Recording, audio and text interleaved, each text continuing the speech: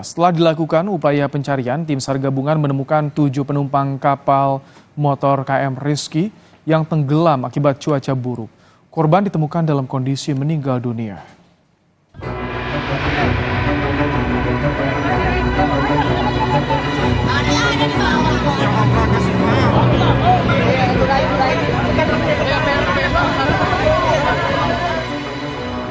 Ketujuh korban tewas KM Rizky yang tenggelam akibat cuaca buruk ditemukan di perairan Pulau Balangkadi, Kabupaten Pangkep, Sulawesi Selatan.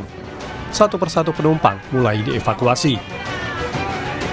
Seluruh korban baru berhasil ditemukan setelah Syah Bandar, Pol Airut, Tim SAR, KPLP, BPBD, dan nelayan setempat menyisir lokasi kejadian hingga Sabtu malam.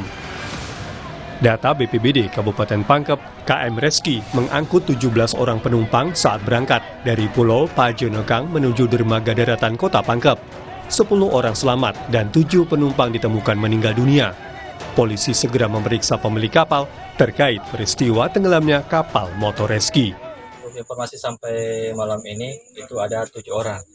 Jadi yang tadi dievakuasi itu ada 5, sebelumnya itu ada 2 tapi sudah langsung dibawa ke Pulau Balangkadi.